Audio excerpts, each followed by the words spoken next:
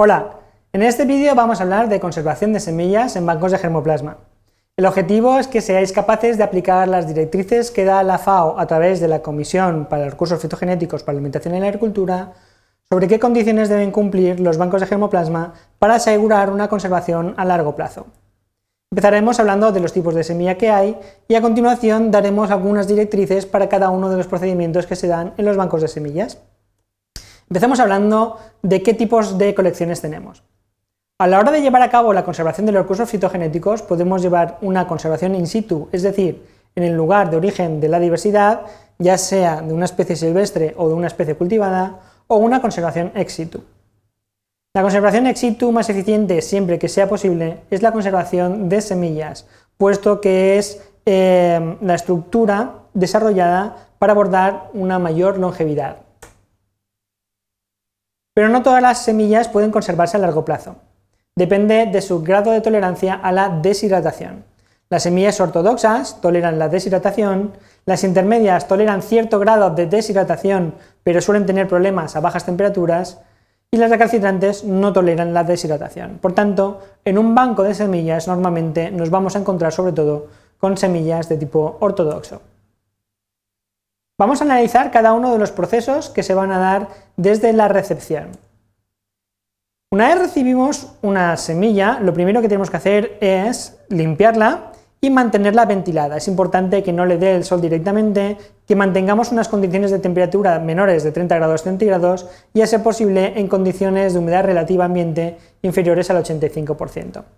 ¿Cuántas semillas necesitamos? Las directrices de la FAO nos dicen que debemos tener al menos 1500 en autógamas y 3000 en el caso de las alógamas.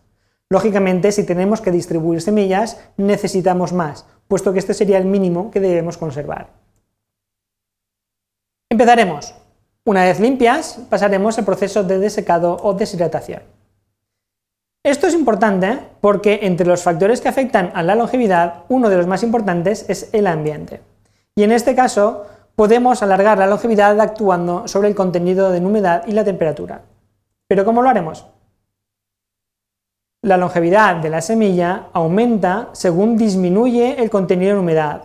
¿Por qué? Porque así estamos ralentizando el metabolismo.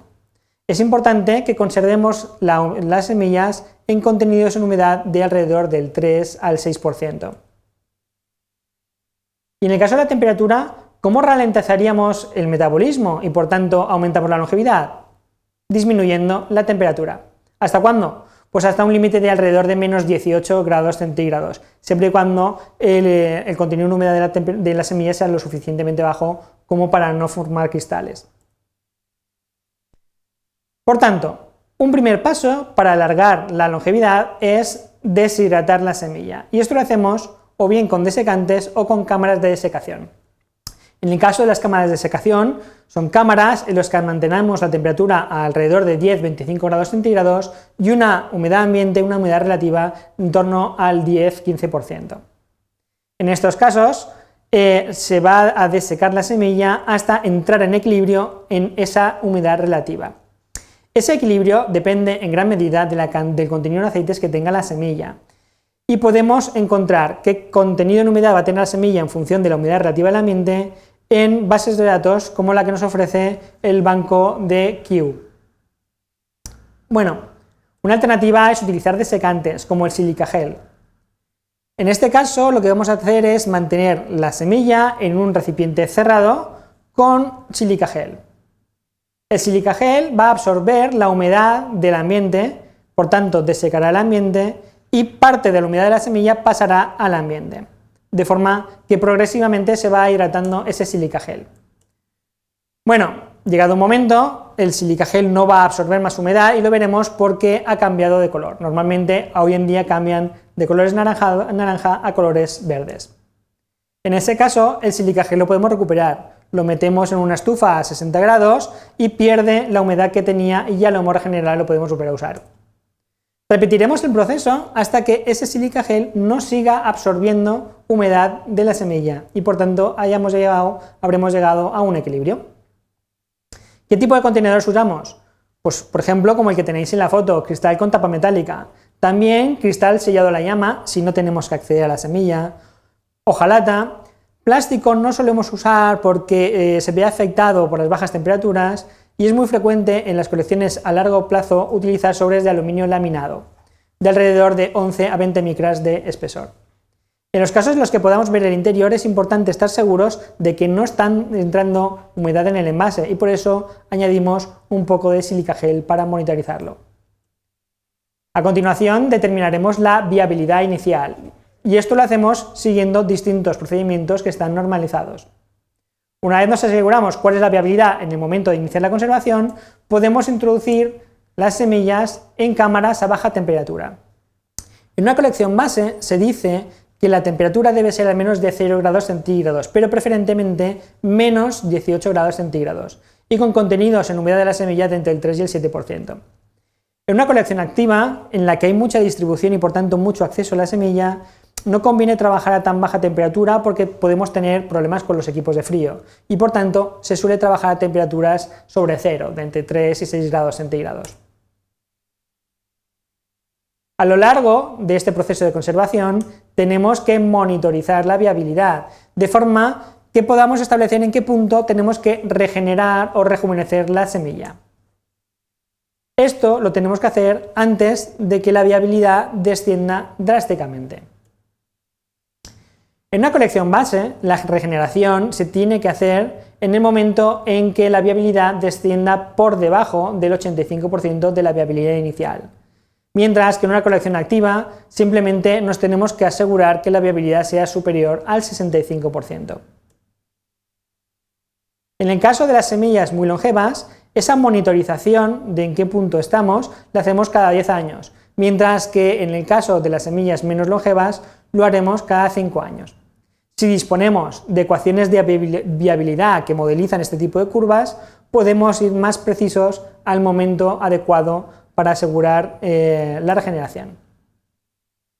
En el caso de las autógamas, en la regeneración nos tenemos que asegurar que se está produciendo una autopolinización y eso implica que normalmente las inflorescencias las vamos a embolsar para evitar que ningún insecto polinizador nos pueda traer polen de otros lotes de semillas.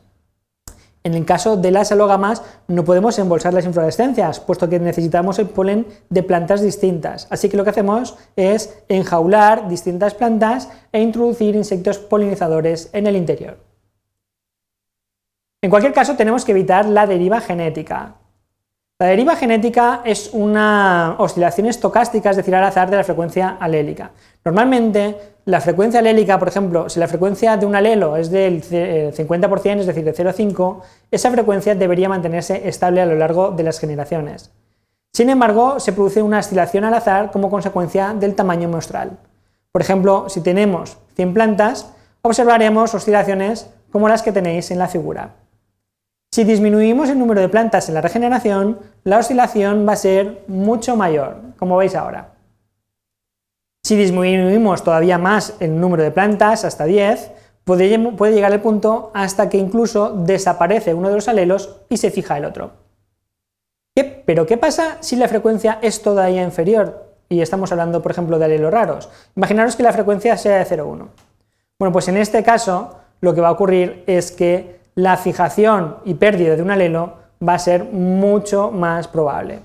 Es decir, en los bancos de germoplasma a la hora de regenerar tenemos que trabajar con un número elevado de plantas para evitar la pérdida de alelos, especialmente de los alelos raros. En resumen, las semillas ortodoxas admiten la deshidratación y representan la forma ideal de conservación ex situ. Para aumentar la longevidad se disminuye el contenido en humedad de la semilla y la temperatura. El deshidratado de la semilla puede hacerse en cámaras de desecación o con desecantes como el sílica gel. La temperatura ideal de conservación es menos 18 grados, aunque en colecciones activas se utilizan temperaturas sobre cero. Durante la conservación hay que monitorizar la viabilidad y compararla con la inicial para determinar el momento adecuado de regeneración, y en este momento se debe utilizar un número lo suficientemente elevado de plantas. Tenéis más información en las directrices de la FAO a través de la Comisión para los Recursos Fitogenéticos para la Alimentación y la Agricultura sobre los procedimientos en bancos de germoplasma. Gracias por vuestra atención.